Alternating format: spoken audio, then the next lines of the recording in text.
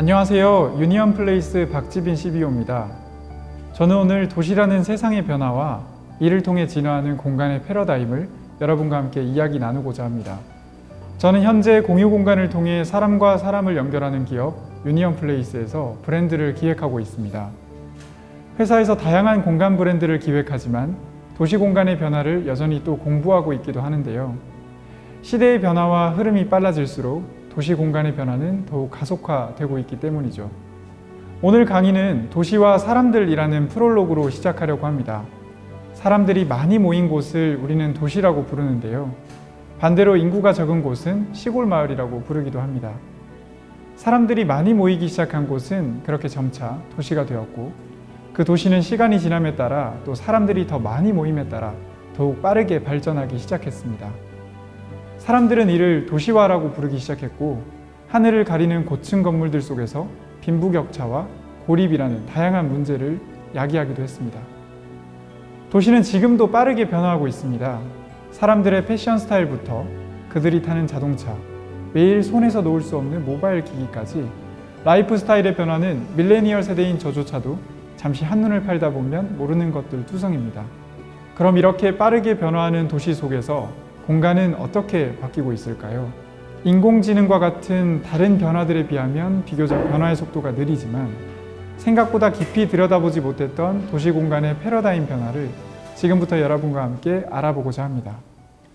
우리가 도시 개발의 패러다임을 이해하기 위해서는 도시가 변화되어 온 모습을 다시 돌아볼 필요가 있습니다.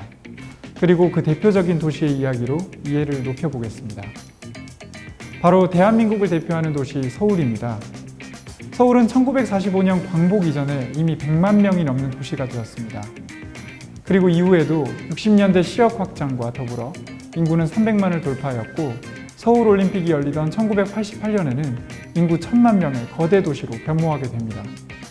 이렇게 불어난 인구를 분산시키기 위해 정부는 서울 근교의 신도시들을 만들기 시작했습니다. 분당과 일산 등의 도시가 이렇게 탄생하게 되었죠. 그런데 문제는 서울의 인구 포화에 더해 서울 외곽의 위성도시들의 인구 또한 꾸준히 증가하게 되었다는 것입니다. 그렇게 불어난 인구는 현재 2,500만 명이 되었습니다. 서울, 경기, 인천을 합하면 대한민국 인구의 절반이 된 셈이죠. 그런데 이러한 변화들은 팽창 과정에 한계를 가져왔습니다. 국가 성장률 그래프는 어느 순간 완만한 곡선을 그리기 시작했고, 저성장 시대가 시작되었습니다. 결국 단순히 양적 성장만을 외치던 기업은 시대의 주류에서 밀려나기 시작했고, 인간 삶의 질적 성장을 발전시키려는 기획자들의 시대가 열리게 된 것입니다. 시대의 변화와 더불어 도시 공간 또한 변화하기 시작했습니다. 그 본질적인 원인에서도 공간의 양적 증가가 있었습니다. 양적 팽창으로 불어난 도시의 부동산 가격은 공간의 질적 성장을 저해해 왔는데요. 우리의 도시에는 이제 남는 공간이 많아졌고, 중심 업무지구를 벗어난 지역에서는 오피스 공실이 증가하고 있습니다. 이제 점포나 상가 곳곳에 임대 문구가 적힌 현수막이 낯설지 않습니다. 성장과 확대가 최선이던 시대가 종료되어 가고 있는 셈인데요. 결국 시대의 변화에 따라 빠르게 대처하지 못한 수많은 공간들이 도태되고 있는 것입니다. 도시 공간은 사람들의 가치관의 변화와 함께 바뀌고 있습니다. 생산과 효용만을 중시하던 사람들이 이제는 안락한 생활과 창조를 지향하기 시작했고, 대규모 개발이 아닌 양질의 미니 개발을 선호하기 시작했습니다. 도시 공간은 사람들의 가치관의 변화와 함께 바뀌고 있습니다. 생산과 효용만을 중시하던 사람들이 이제는 안락한 생활과 창조를 지향하기 시작했고, 대규모 개발이 아닌 양질의 미니 개발을 선호하기 시작했습니다. 경제적인 여건만을 최우선적으로 고려하던 물건 중심의 개발과 소비가 개인마다 다른 라이프 스타일에 기반한 생활 중심의 개발과 소비로 이동하게 되었습니다. 경제 성장기를 거쳐 성숙기를 맞이한 젊은 사람들은 이제 생산과 생활의 균형에 삶의 주파수를 맞추기 시작한 것입니다. 이제 우리는 생활자 중심의 시대에 살고 있습니다. 그 어떤 것보다 나라는 자아를 소중히 여기고 내가 중심이 되는 시대 말이죠. 저는 UX라는 단어를 아주 좋아합니다. User Experience, 사용자 경험인데요. 우리는 늘 기획을 할 때 사용자 경험과 이용자 관점을 고려합니다. 기획자 관점에 의해 나온 아이디어보다 사용자 관점에서 기획된 콘텐츠가 훨씬 반응이 좋기 때문인데요. 공간을 기획하는 우리는 이것을 생활자 관점이라고 부릅니다. 특히 공유 공간을 만들 때에는 더욱 이런 관점이 중요합니다. 공간을 공유하는 모든 사람들의 관점과 니즈를 반영한 기획이 필요하기 때문이죠. 생활자는 단순히 소비를 위해 살아가는 존재가 아니라 자신의 생활을 풍족 또는 행복하게 하기 위해 상품이나 서비스를 소비합니다. 이러한 생활자, 즉 소비자 행동을 이해해야만 좋은 공간이 탄생할 수 있습니다.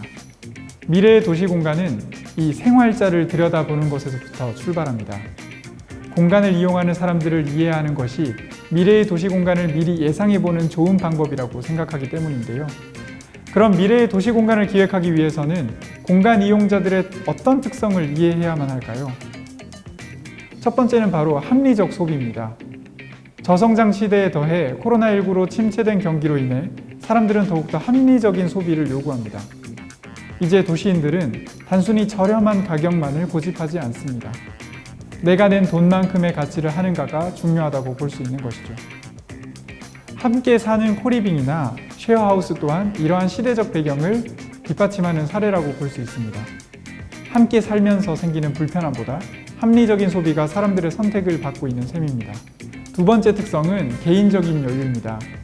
코로나19로 더욱 주목받는 키워드이기도 한데요.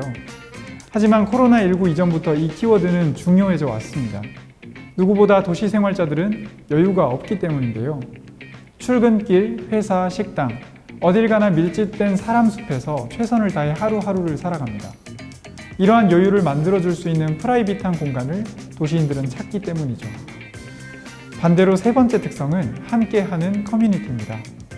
올해 들어 코로나19의 영향으로 공간을 기획하고 운영하는 사람들이 딜레마에 빠져 있는 부분이기도 합니다. 하지만 커뮤니티를 통한 사람들의 교류가 단번에 바뀔 거라고 생각하진 않습니다. 지식의 전달은 이미 온라인 매체와 유튜브를 통해 코로나 이전부터 많은 패러다임이 바뀌고 있었습니다. 하지만 많은 사람들은 공간에서의 만남을 통해 함께 감정을 공유하는 것, 사람들과의 오프라인 소통을 통해 얻는 인생의 동기부여와 즐거움을 얻는 것은 결코 사라질 수 없다고 많은 사람들이 이야기합니다. 물론 만남 자체의 방법은 보다 다양해질 수 있지만요. 하지만 그렇다고 인류의 비대면 세상이 올 것이라고 생각하지는 않는 것입니다. 네 번째는 건강한 라이프입니다. 인간의 가장 본질적인 고민 중 하나가 바로 죽음인데요. 얼마나 건강하게 오랫동안 삶을 살아가는가 하는 것은 오랜 고전에서도 자주 등장하는 불로초를 통해서도 알 수 있죠. 실제로 F&B 브랜드를 기획할 때는 신선한 식재료를 통한 건강한 메뉴를 반드시 기획에 반영하거나 복합 공간에서 가장 인기 있는 커뮤니티로 함께 조깅을 하는 러닝크루 등이 꼽히는 사례는 얼마나 사람들이 건강한 라이프를 원하는가를 말해준다고 볼 수 있습니다. 앞으로 선진국 반열에 오른 대한민국의 도시인들은 보다 건강한 삶을 원하는 가치 전환이 더욱 빠르게 일어날 것입니다. 물론 이 또한 포스트 코로나로 인해 그 방법이 다소 개인화될 수는 있지만 이러한 건강한 삶을 쫓는 사람들의 니즈가 변하지는 않을 것이고 공간도 이러한 특성을 반영하여 변화될 것이라고 생각합니다. 끝으로 다섯 번째 특성은 감성을 넘은 갬성입니다. 도시인들은 늘 같은 일상을 반복합니다. 그리고 높은 빌딩 숲과 많은 사람들 속에서 점차 스스로 삶의 재미를 잃는 시간을 안타까워합니다. 그래서 그들이 찾는 것이 바로 감성을 넘어선 갬성입니다. 보다 인문학적이거나 감각적인 디자인을 보면서 도시 삶의 또 다른 재미를 찾는 것인데요. 특히 이러한 흐름은 주거 공간 인테리어나 업무 공간의 라운지, 리테일 상업 공간에서 많이 드러납니다. 앞으로 또 얼마나 갬성 있는 공간들이 도시 속에서 탄생할지 기대가 되는데요. 도시의 숨은 공간을 찾아다니는 제 취미가 생겨난 배경도 바로 이 갬성 공간을 찾기 때문이었습니다. 우리는 양적 성장이 아닌 질적 성취 시대에 진입했습니다. 전체의 성장보다는 개인의 행복을 취하는 것이 더 중요한 시대. 기획자의 관념보다는 생활자의 경험이 더 고려되는 세상. 공간의 복합화와 공유 공간을 통해 삶의 질을 높이고 커뮤니티를 통해 행복을 이야기하는 도시를 모두 함께 고민해 봤으면 좋겠습니다. 감사합니다.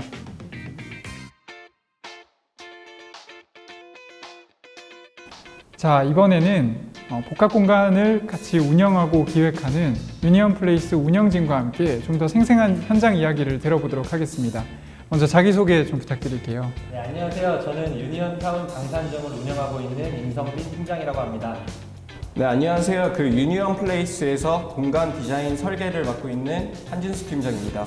운영팀장님과 이제 기획 설계 디자인을 하고 계시는 공간팀장님을 이제 모시고 이야기를 나눠보려고 하는데요.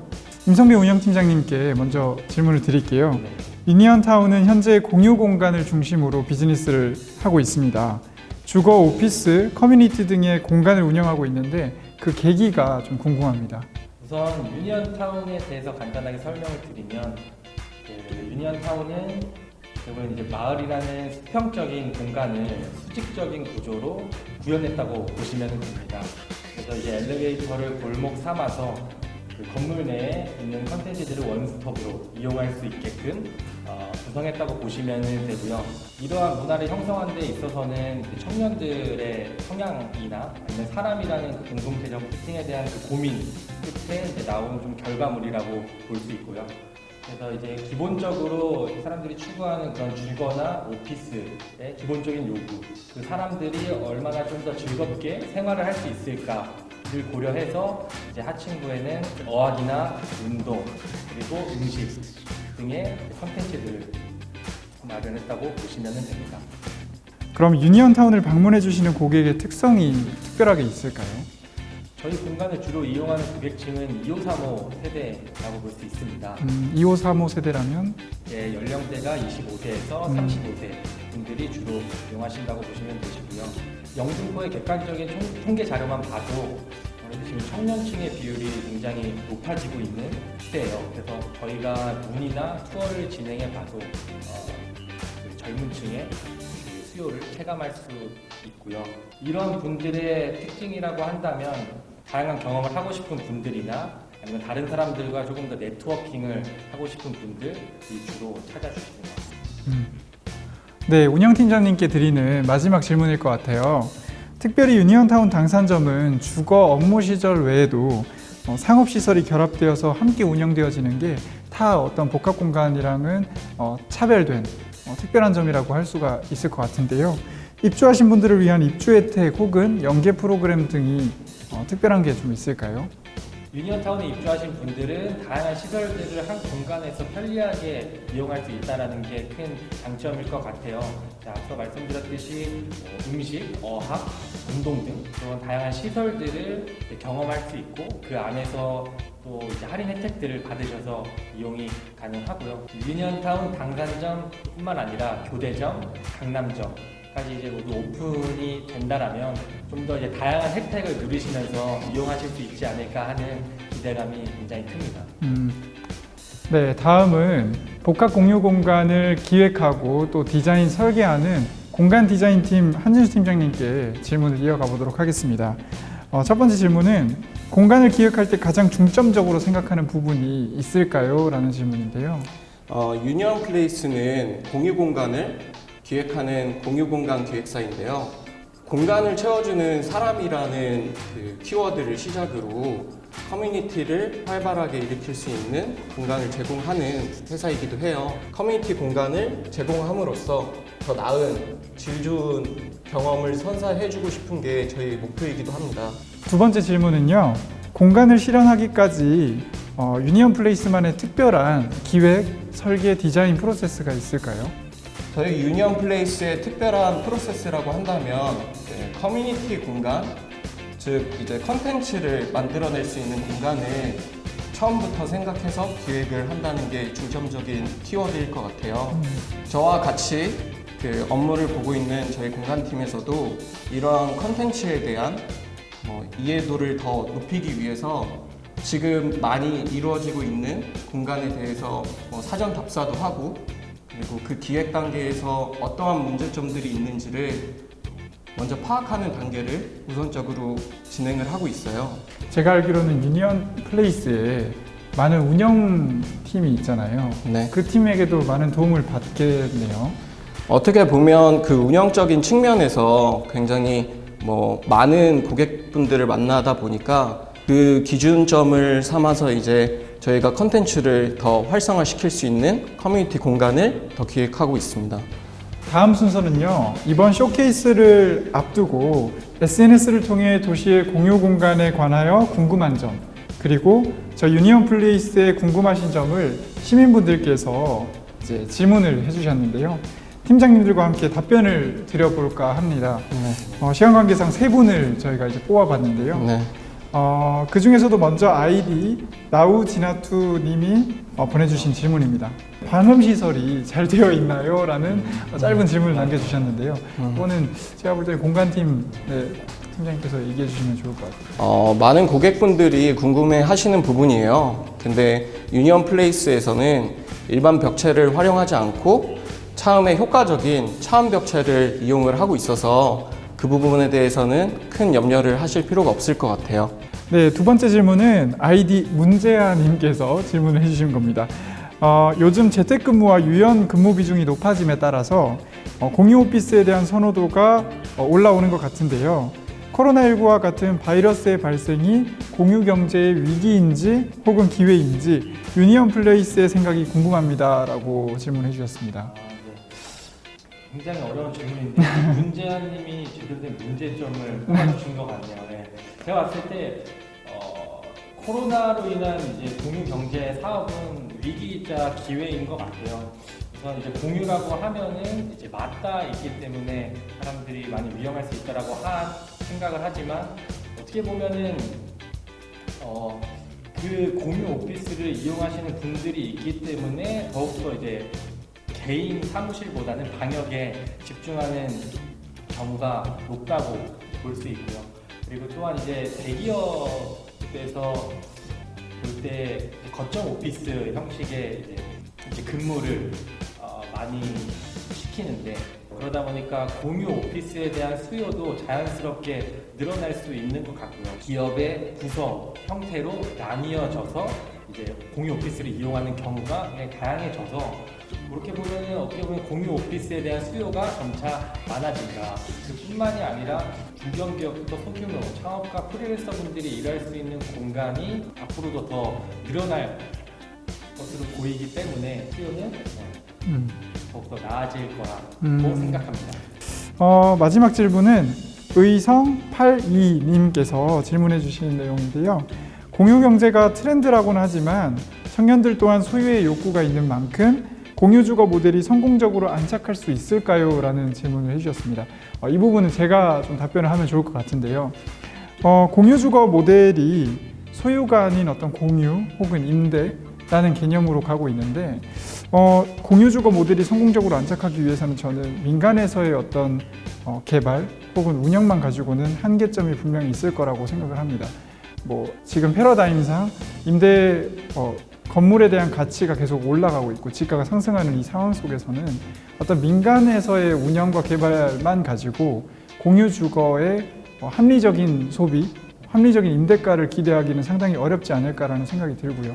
그래서 공공에서의 정책적으로 용적률을 완화한다든지 어떤 종상향을 통해서 어떤 개발의 여지를 조금 더 공공재를 풀어줌으로써 가능하다고 저는 생각을 해서 오히려 이거는 공공에서의 어떤 지원과 공공에서의 마중물 역할이 민간과 결합이 되었을 때 공유주거가 조금 더 안착이 될 수 있지 않을까 이렇게 생각을 합니다.